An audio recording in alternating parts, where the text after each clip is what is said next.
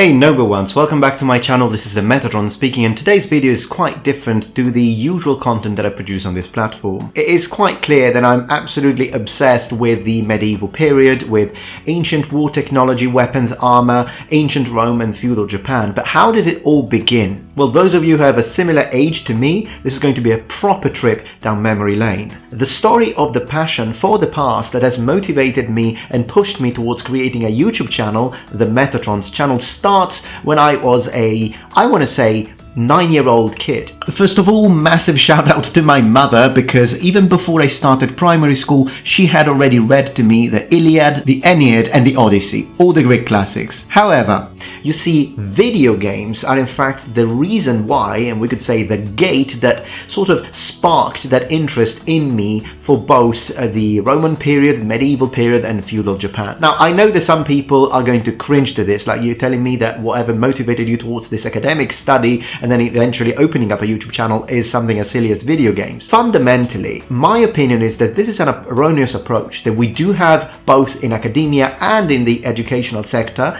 and please keep in mind that before being a YouTuber, I'm a professional teacher. And there is this idea that if something is fun, then it's frivolous, and if something is professional and it's, serious, then it has to be tedious and bore you to death. It doesn't really matter if you have learned that the Battle of Hastings happened in 1066 because you were listening to an extremely boring lecture of a teacher who was anything but motivated and hated his job, or whether you have learned it after reading an extremely boring book, or because you played a video game that was extremely fun, and as you were playing, since it was set in that period, it just stuck into your mind. It does not matter how you learn something, what matters is that it sticks. And even more importantly is that whatever you decide to study, and in this case we're talking about the history field, you need to do it because you've got a passion, because if you're passionate, then it wouldn't feel like a sacrifice, it will be something that you like doing. And I think that video games for me did that. But back in the late 80s and early 90s, you did not have social media, you didn't have YouTube, you didn't have Twitter, you didn't have Instagram and all this stuff. So video games really played a pivotal role into getting people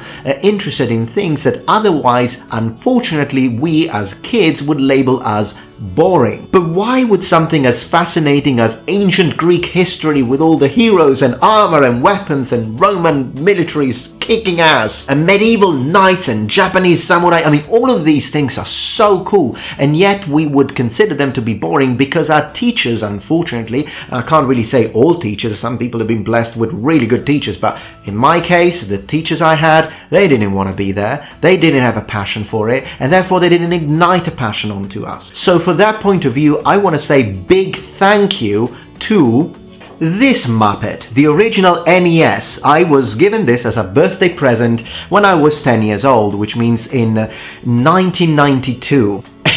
Oh, look at that, I did not know that.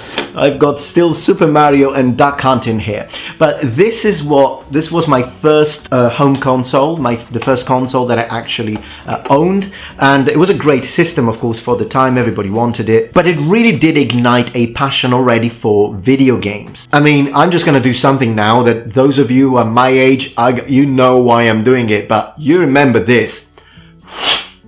But when it comes to the passion for medieval knights or the medieval period, it's this console that really did it for me. The Sega Mega Drive here in Europe, but I believe they call it Sega Genesis in America. This is the 16-bit era, and I got one because my cousin, who is 6 years older than me, had one. And therefore I saw that. I was in middle school, I believe, at this time, and I'm thinking, wow, the graphics are so good, and well, for the time. And then I thought, like, I really want one of these. The first game I had on this machine was called The Immortal, and it was a fantasy game set in a medieval world. It was very dark and full of magic, but it really got me interested into this idea of, wow, the medieval period actually looks fun. But the thing really solidified when I started playing King's Bounty, which was a very early, I want to say, predecessor of the Heroes of Might and Magic series that I really got into. I started with Heroes of Might and Magic 2 that I would play at my neighbor's home. It was a little kid who was like a couple of years younger than me, but goodness gracious, he had everything. And this kid at the time had Heroes of Might and Magic, so I really got into that. But for my home,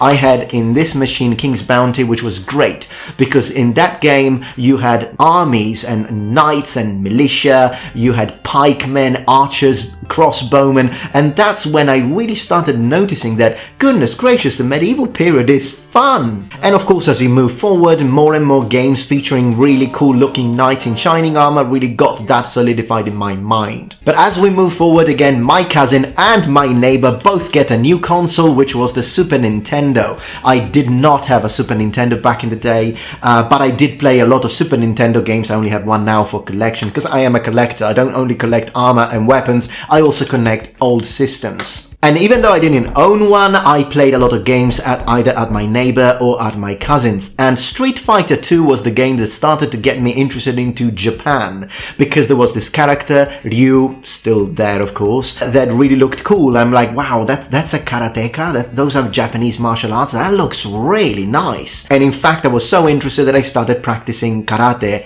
in real life. But when it comes to ancient Rome, we need to sort of go back to the Sega Mega Drive, because at the time a game came out, and I still have it, called Centurion Defender of Rome. And this game allowed you to play with, at the time, really nice looking graphics. And this game, which was a sort of a mixture between an RTS and a turn-based game and a strategy game, I have no idea what kind of game that was. And goodness gracious, the complicated passwords that you had to write down in order to save and continue. But that game allowed you to raise legions and explore the history of Rome and go outside and conquer and kick barbarian ass, and it had all of these words in Latin, and I'm like, wow, Latin sounds fun now. And all of those legions and all of those soldiers and the armies of Rome fighting and beating everyone up. And finally, I turned 14 and the PlayStation 1 comes out. Now I have the small one, at the time I had the big one, the fat one. But with the PlayStation 1, a lot of interesting games come out, and for example, a game that really took the image of a Japanese samurai and burnt it into my mind was Bushido Blade. Both the first one and the second one, although the second one was better. Given the game wasn't exactly set in feudal Japan, in fact it was in the modern period, but for some reasons people dressed up like samurai and ninja, and gosh, it was cool with all the different guard positions, and believe me, that really got me into Japanese stuff even more. Of course, many other systems that I've tried in my life and many other games that I want to say have influenced this passion that kept growing and this hunger for knowledge and thirst that I could never quench. I also owned an Amiga 500 when I was again 13, so a little before the PlayStation 1. And for that system I had great games like Defender of the Crown, which was, oh my gosh, I wish I could play it now. It even had a freaking jousting simulation within the game. It was extremely difficult, no one knew how to freaking hit the other guy. Goodness gracious, Amiga was great. Monkey Island was another good one. To be honest, I've tried many different consoles. I had a Nintendo 64, of course I had a PlayStation 2, I still have it, Xbox Original, Xbox 360, but I really have to give a great thank you to all the video game developers that really ignited this passion in me, because the importance of images and visualization can never be overstated when it comes to having someone really understand how great and how interesting and how deep and how cool the past can be. Which is why, even as a teacher, I've always considered video games a great way to get people passionate for the past. Now, another thing that helped me cultivate that passion was playing war games, and I was a big Warhammer fantasy player, and even to this day I have over 1,000 miniatures, and I have a dedicated video to it. If you wanna see my collection, I will leave a link in the description below. Another couple of games that I remember really fondly about the PlayStation 1 times are the Warhammer Shadow of the Horned Rats game and Warhammer Dark Omen, which is also connected to the fact that I was actually playing Warhammer tabletop. Although I have to say, probably the best video game music ever for me are either the music from Celius on NES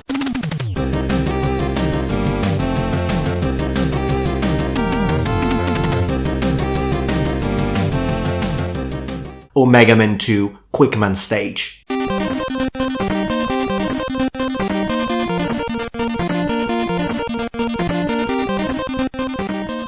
And I think in a way that's one of the reasons why I'm still so attached to the physical copies of all these old games that I still own, and all of these old systems that are still functional and I still occasionally boot up. And that's one of the reasons why on this channel I now occasionally, make these video game reviews where I talk about the historical accuracy of weapons, armor, historical events and the way they're represented in the video game genre. That's because in my mind, video games and studying history are connected, and they always will be connected. And to be honest, if my parents weren't condoning video games and they told me, no, you can't play, probably I wouldn't even be interested in history to this day. So I'm also glad that my father not only let me play and of course bought me the first consoles when I was a child, but he also played with me a lot, and he actually had to learn how to play because of course he was no gamer. Some of the best memories that I've got with my dad was when we were playing together with the PlayStation 2, I believe. We were playing Baldur's Gate, the original, and then Baldur's Gate 2, which for some reasons, even though usually computer games are better on PC than they are on console, but when it comes to Baldur's Gate, the console version was always my favorite because it was a completely different version to the ones that you played on PC, of course, but they were very action-oriented, very simple, and you could play without split screen on the same screen together with a friend, in this case my dad, and just go forward, level up, slaughter everything, explore these places and continue the story. I really have a lot of lovely memories with a lot of old games, and I've always been interested in these kind of games. I mean, given I did play games like Gran Turismo, or I played games like Super Monaco GP for Sega Genesis, because I mean everybody was playing these and of course I wanted to play them too, and I was very much into fighting games. For example, Soul Blade, which was the European version of Soul Edge, which was the predecessor of Soul Calibur. But I wasn't really into sports games. Like, I did play football games occasionally with friends, but just because they wanted to. If it were up to me, you had to give me medieval knights, samurai or Romans, which is the reason why I chose to talk about mostly these three things on my channel. I do occasionally speak about other things. As you know, I've been making videos on Africa, I've been making videos on ancient China, and I will explore other historical periods and perhaps historical areas of the world. But the main reason why I mostly decided to focus on these three specific categories when it comes to military history is because they are my first three loves coming from old video game. Anyways, a little bit of a different video to the usual sort of content that I make. I hope you don't mind and I hope you enjoyed it. And if you do know any of the games that I mentioned on this video, let me know in the comments below. Also, let me know what your favorite console or / computer of your youth is. If you have got like better memories with the Amiga, or if you were playing at the time something different, like if you were a Sega Mega Drive or Sega Genesis kid like me, or if you were a Super Nintendo kid. Again, let me know in the comments below. Thank you very much for watching, noble ones, and remember, the Metatron has spread his wings. Goodbye.